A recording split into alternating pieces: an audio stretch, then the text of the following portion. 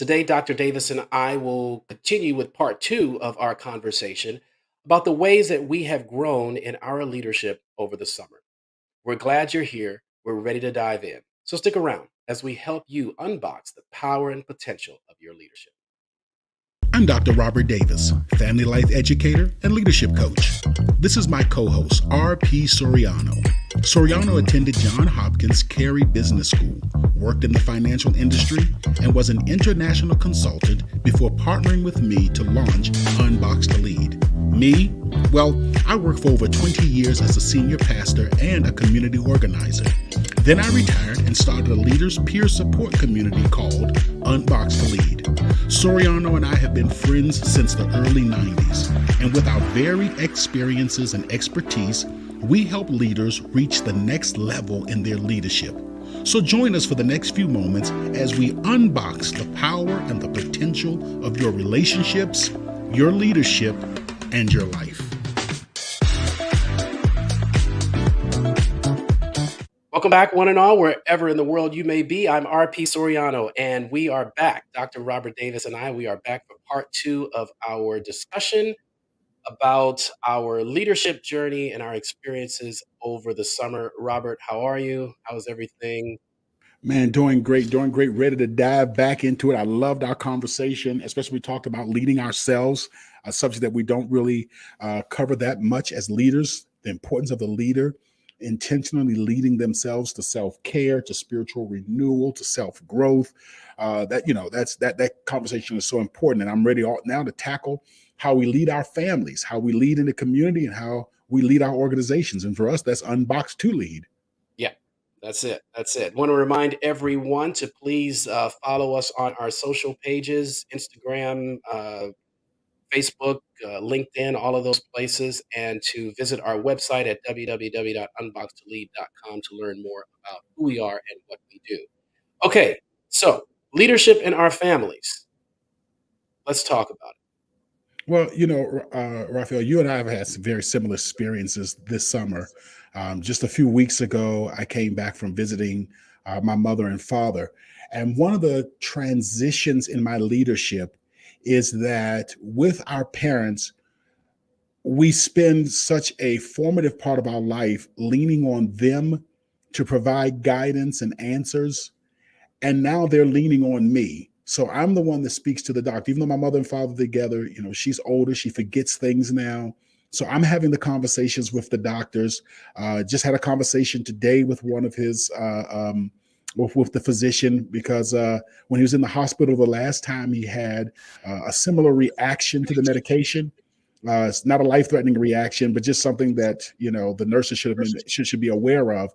And it's unique to be the one that's power of attorney, to be the one that is responsible for communicating with the medical professionals, to be the one that's responsible for making sure that the house is in order. That I went down there. Every time I go down, I try to do some repairs on the house, make sure everything is okay, etc.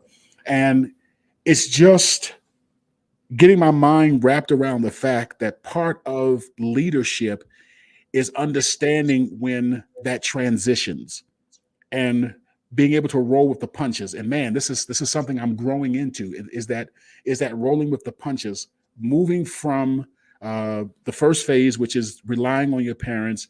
The second phase is which you're independent and they're independent. And then the third phase, which is typically they're now relying on you to provide and to care for them. And so that has been a unique experience, because and one of the areas that it challenges my leadership is that while I'm doing the actions of executive leadership for my mother and father, they both still view me as their child. So I'm not their boss. And they'll be if they don't mind letting me know that with zero hesitations. And my mom, so you can imagine if I overstep how that looks. So kind of navigating the responsibility without having the authority and without having the title and the responsibility, without having the actual authority from the team members. And I say that, somewhat jokingly, but I can almost imagine that within an organizational setting, we have leaders who are watching this is like, man, that sounds like me. I have the title, I have the responsibility, but I I don't have the authority. They're not, these people are not following me, and they're doing their own thing from time to time. And so this right here, working with my mother and father, has really helped to has really helped me to mature as I'm making those connections about how adult family leadership looks in organizational leadership, and sympathizing with leaders who struggle with individuals who are not as cooperative and willing to follow. And I know, and like I said, I know that you had an experience this summer. You also provide care for your family. Yeah, and just listening to what you're saying here, it drums up a lot of stirs up a lot. I think the first thing and I'll get to my experience, but I Yeah, want to point out a couple things. Dealing with family is incredibly emotional. it is. That is something that when you view it in the context of leadership, there's a lot of guilt. There's a lot of, oh man, you lose your temper, you lose your patience, you're not professional, with your family. Sometimes there's a lot there, and it becomes very important. These what we talked about at first, about leading yourself. The self care becomes even more critical. The spiritual development, or your ethical development, or nurturing, whatever it is. All of these things become even more critical because life is Man, life is like a lot of things, right? It's like a steamroller for one, it just steams you and just keeps on going, it doesn't really think, doesn't care who it rolls over, it just does what it does. But it also can feel like, a sledgehammer, being taken to a wall, and, cracks start to appear, and you've gotta make sure that you are solid as much as possible, and a lot of that and most of that happens through your self-care experience and your own growth. We moved Getting to my own experience, we moved to Singapore back in 2019. There's Yep. been a lot of anxiety around that because we are so far away. Our family's just kind of dispersed between the Midwest and Mid-Atlantic and the East Coast, of the US. So, there's a lot of anxiety when the pandemic hit. My mother-in-law is much older. We've gotten calls recently of her going into the hospital, and she is unfortunately at a time in her life when when you go into the hospital, given her condition, you really really become concerned because Yeah. these are not routine things, and I'm sure you can definitely relate to that as well. That it starts to you start thinking the worst, and then you're thinking, how am I going to get all the way on the other side of the planet? Do we need to go? Uh, what's the thing? And then our children get really upset, when they hear that their grandmother is in the hospital. So there is a lot of helping them, reassuring them in a way that is not unrealistic. We try to keep things realistic. That Nana's older, and I can't guarantee you what's going to happen, but I can tell you that we're here for you. Uh, and then there's another thing that you pointed out that jumped out at me about this transition piece. And it makes me think about how I coach and lead my family as I get older, and what the expectations and what we prepare for our children. The two Yeah. daughters, and we're older parents. So we will be racing to the finish line a little bit faster than our parents did. I think our parents are properly old. We will be old when our Yeah. kids are still very young. And so the question becomes, how are we transitioning? How are we preparing for our later days so that we can make that an easier transition for them? And how do we bring them in to becoming leaders? Because that's really the thing. We're going to be, as they gain independence, we have to start doing the reps. We have to start getting them conditioned to lead in the family. Yeah. Helping to plan vacations, helping to make decisions on a house purchase or some kind of what is their input into this? Where do they have an opportunity to lead, Exactly. so that as we get older, they're not ambushed, and we've also conditioned ourselves to be able to accept their leadership. So now they have the title, but they also have the influence. So we will be able to sit back and say, okay, we've done our part, we've set things up, we've kept you in the loop. Now Yeah. we are going to pull back in the leadership. We're going to let you take the stick, but we're giving you an environment where you can succeed and where you can lead comfortably without necessarily this tug and pull. So the leadership works both ways. It's a succession plan, right? How am I going to succeed? How the next person that steps up to succeed me as a leader, to succeed my wife as a leader in the family, what's the succession planning here? How are we going to prepare our daughters to take the lead and to protect the legacy and to also make sure that we're well taken care of in a way that as we exit this life, they can feel good about it. They don't have to feel and constantly question themselves about, did I do the right thing? Did I didn't know what to do.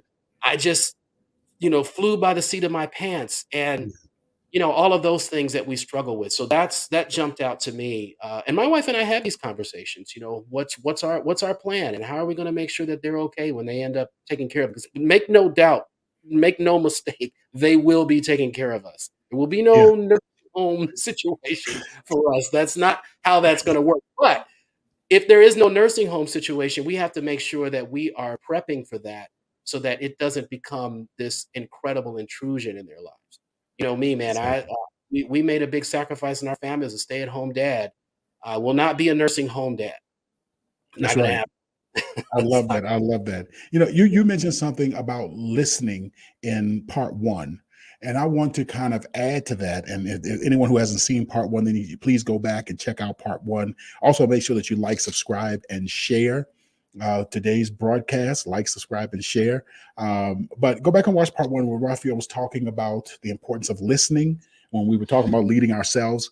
And I want to talk about learning from, we talked about self care and we talked about spiritual growth and all those things. And one of the things that I have, one of the reasons that I miss my time for mindful meditation and what comes out of that experience is because it helps me to link things together. And so, one of the things that I try to do in my leadership is to link non organizational experiences to how I lead the organization.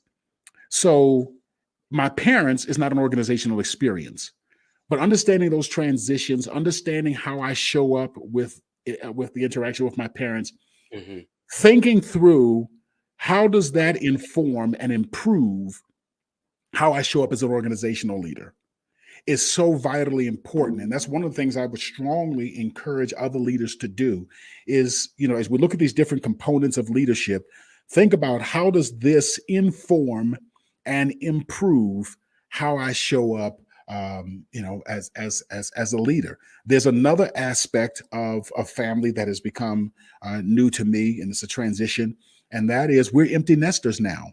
Mm. So my daughter, as you know, was skipped a grade, so she ended up leaving high school at 16 years old, and she was 16 when she first arrived on college campus. And so she turned 17. So she's 17 years old as a freshman, and hearing about her taking these trips with friends to Nashville and Atlanta and other places because she's in Alabama, so and she's at a historically black college there, our alma mater, Mhm. Raphael, where you and I met. Yep. And so And I can tell you now, the turning us loose at 18 and 19 years old, if the world had anything to say about it, they would not have turned us loose. yeah, It's a they sure society. would have.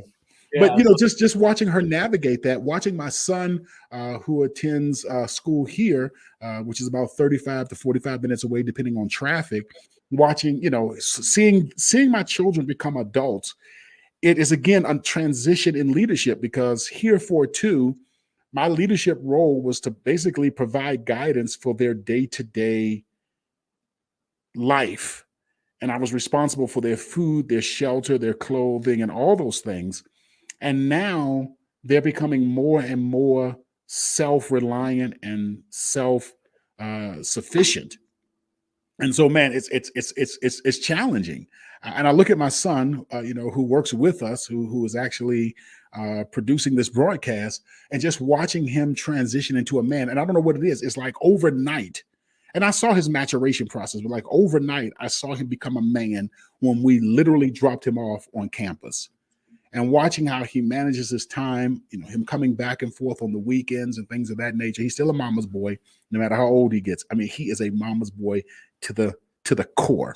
But with that being said, watching that has been, another aspect of leadership and leading my family is understanding, accepting that transitional role that I'm in. So I'm dealing with two transitional roles, with my parents on one side, with my children on the other side. So there's a lot going on. And then, like I said a moment ago, learning and listening and learning and attempting to improve my organizational leadership from these experiences has really been beneficial, has really enriched my experiences from the summer.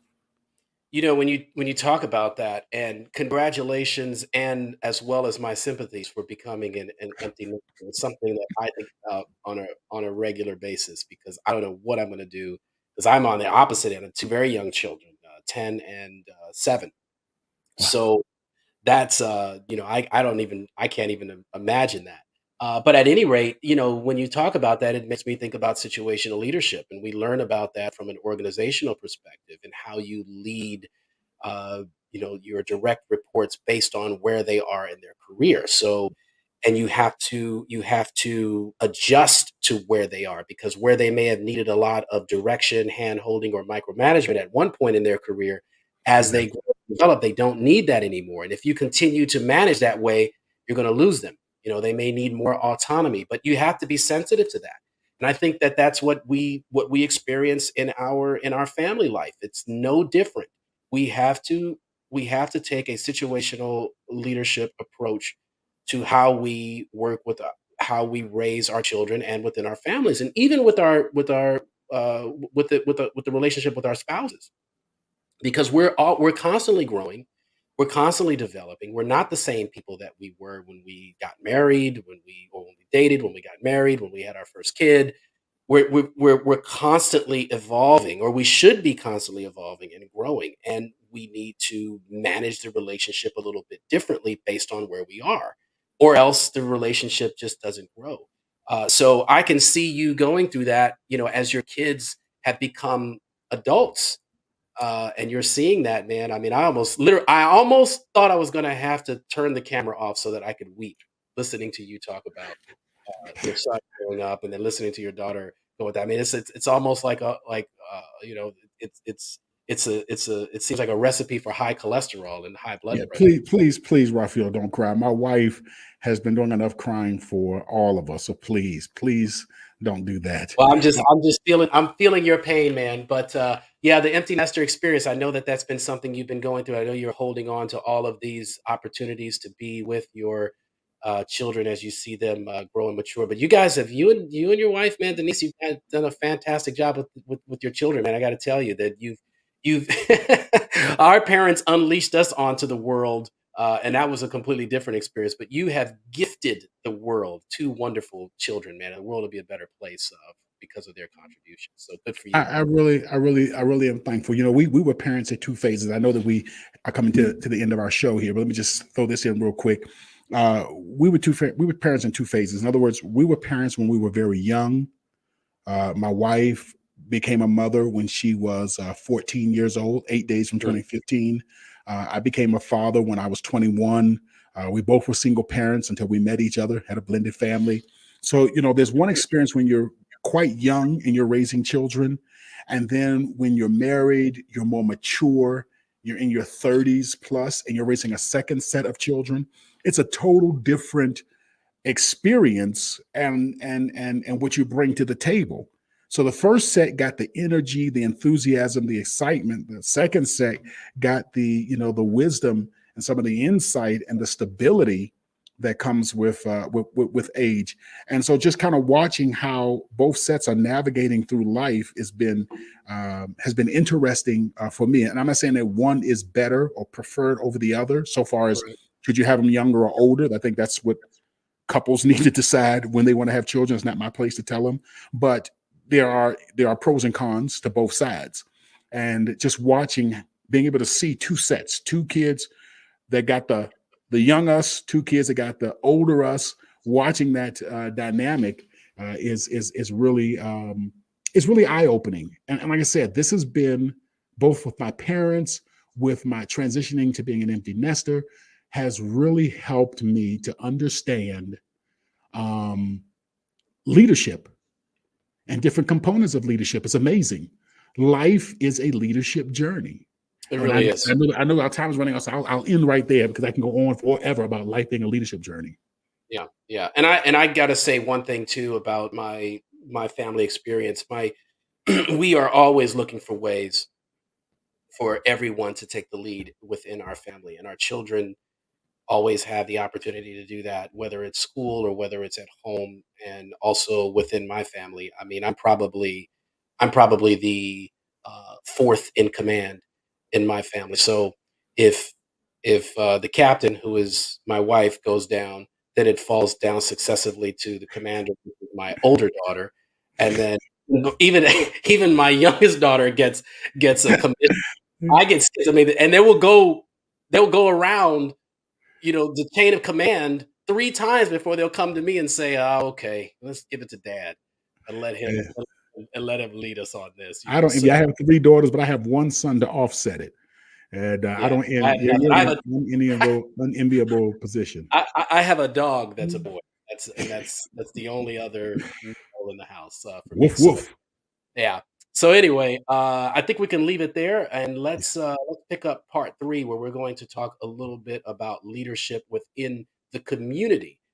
Very important topic when it comes to leadership, and we'll discuss that. We'll discuss that at length in our third part.